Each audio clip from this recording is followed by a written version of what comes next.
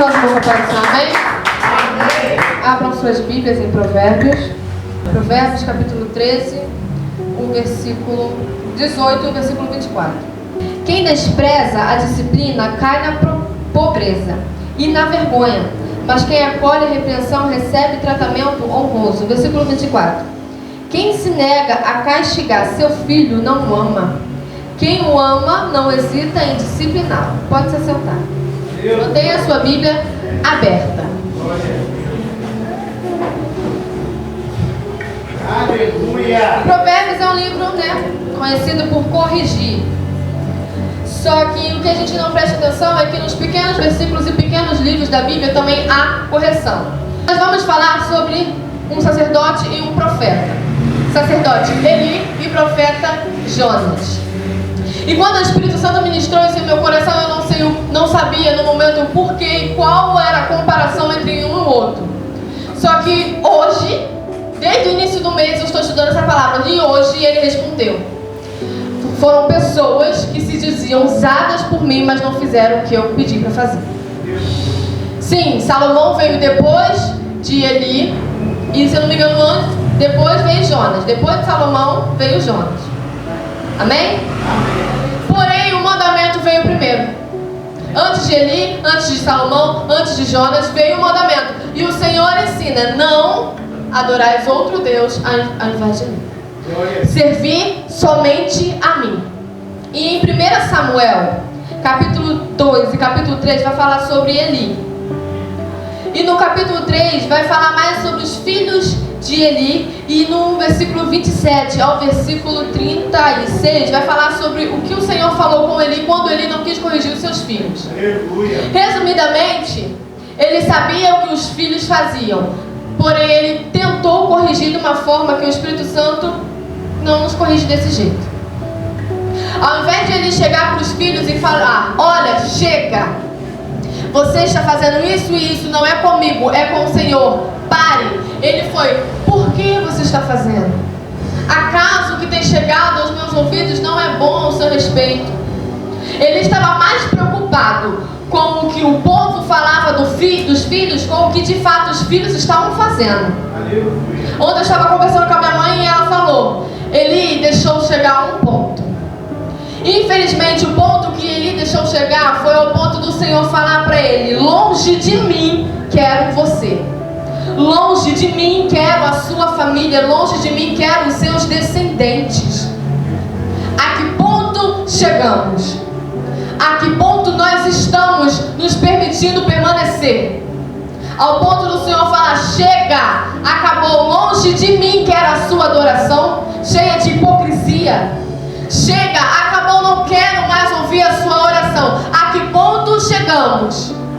Porque ele chegou ao ponto de não corrigir mais os filhos. Ele chegou ao ponto de desprezar a disciplina do Senhor. Porque a Bíblia vai falar que veio um homem de Deus a Eli. A Bíblia não fala quem era esse homem, nem se tinha um cargo. Naquela época, se era sacerdote, se era levita.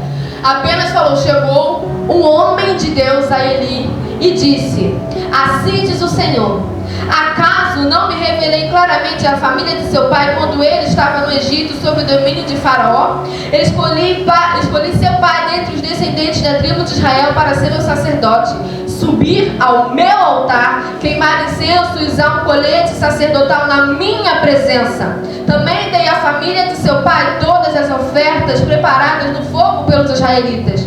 Por que você zomba do meu sacrifício e da oferta da minha habitação? Por que você honra os seus filhos mais do que a mim, deixando eles engordarem com as melhores partes das ofertas de Israel, do meu povo? Um homem, apenas um homem, chegou para um profeta e disse: assim diz o Senhor, por que você engorda os seus filhos? Hoje em dia, é o Senhor dizendo para nós: por que você continua engordando o seu pecado, sabendo que é errado? Por que você usa desculpas engordando o seu erro, sabendo que é errado? Por que você continua dizendo: o Senhor sabe o porquê fiz tal coisa, o porquê fiz aquilo? O Senhor também sabia que Ele poderia corrigir os filhos, e mesmo assim não deixou de punir Eli.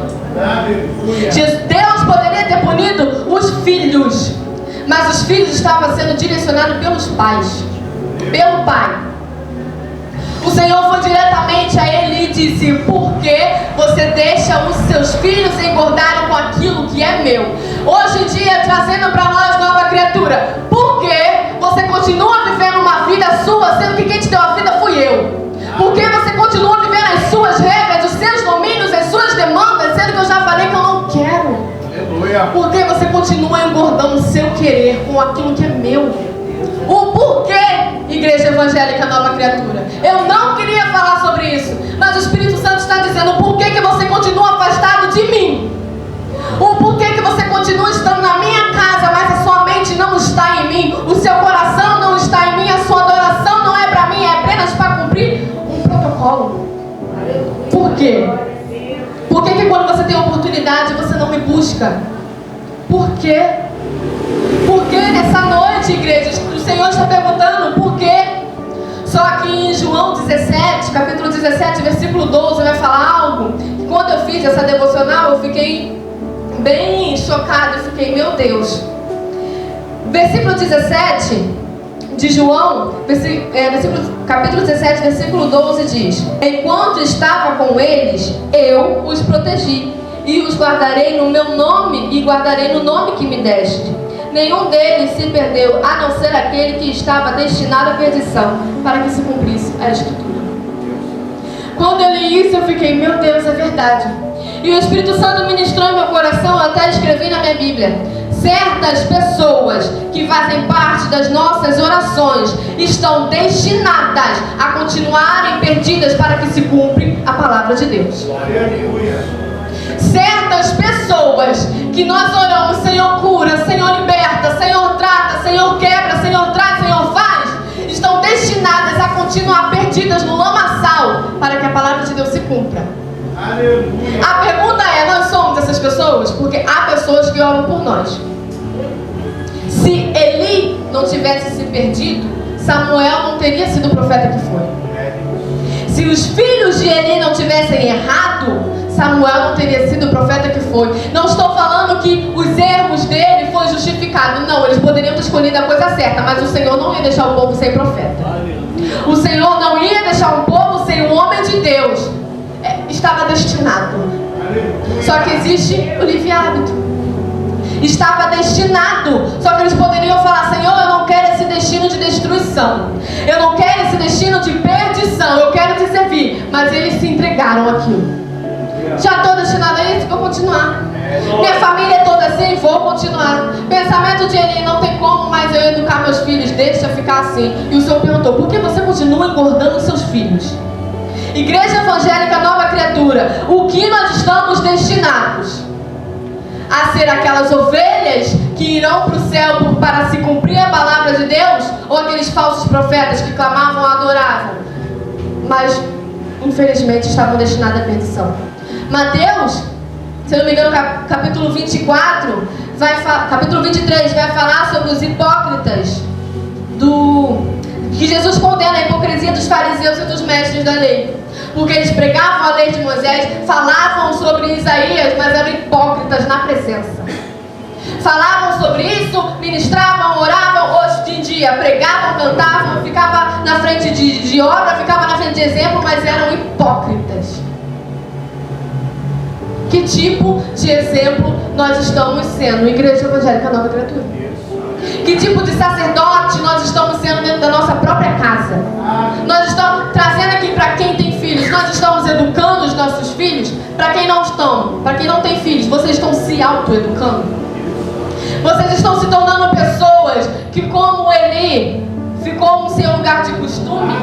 Porque no capítulo 3 de 1 Samuel vai falar assim, no versículo 2: certa noite, Eli, cujos olhos estavam ficando tão fracos que já não conseguia mais enxergar, estava deitado em seu lugar de costume. A lâmpada de Deus ainda não havia se apagado e Samuel estava deitado no santuário do Senhor, onde se encontrava a arca de Deus. O profeta naquela época, e ele continuou em seu lugar de costume, depois do Senhor falar: apartai-vos de mim.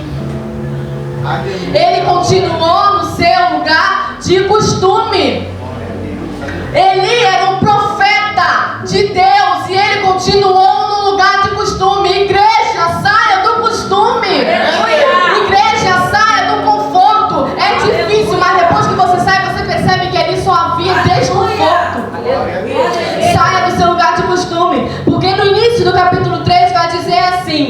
Naqueles dias, raramente o Senhor falava, e as visões não eram frequentes. Glória a Deus, aleluia. Ele não ouvia a voz de Deus todos os dias. Ele não via visões, não tinham visões todos os dias. E mesmo assim, ele não permaneceu aonde a arca ficava no lugar de costume. A palavra vai dizer que naquela época a palavra do Senhor não tinha sido revelada a Samuel. Mas mesmo não sendo revelada a palavra, ele continuava aonde ele dormia, aonde a lâmpada de Deus ainda não se apagava. A palavra vai dizer que quando o Senhor chamou Samuel pela primeira vez, ele estava dormindo aonde a arca de Deus ficou, e a lâmpada de Deus ainda não tinha se apagado. Aleluia. E ele, que era um profeta, estava em seu lugar de costume com os seus olhos cansados. Aleluia. Deus já tinha falado para ele: aparta-te de mim. E ao invés dele buscar, ele preferiu continuar em seu lugar de descanso. Aleluia, meu Deus. Ele sabia como Deus falava. Aleluia. Ele sabia como Deus operava. Ele conhecia o mover do Espírito. Mas, igreja, conhecer a forma que acontece o mover do Espírito não é um sinal de que você saiba ser movido por ele. Saber como acontece o batismo, saber como acontece a libertação, não é um sinal de que você está pronto para ser libertado. Saber como acontece o mover do Espírito Santo não é um sinal de que você está pronto ou que você sabe ser movido por ele. Porque há pessoas que não sabem ser movidas pelo Espírito. Glória a Deus. Jonas deveria ter sido movido pelo Espírito.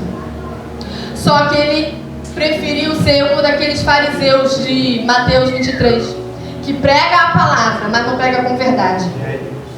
Jonas, quando foi para Nínive, ele não foi porque ele tinha se arrependido no ventre do peixe. Ele não foi porque ele aprendeu uma lição. Ele foi com raiva. Eu vou só porque eu estou com medo de Deus. Se ele tivesse ido com amor, ele tinha pregado com verdade e ficado alegre pelo povo de Nínive ter sido libertado. Mas ele não fez com amor. Jonas, ele não fez com amor. Ele foi, mas ele pregou por medo do que poderia ter acontecido com ele. Se Deus se compadeceu de Jonas, por que Jonas não se compadeceu de Nínive?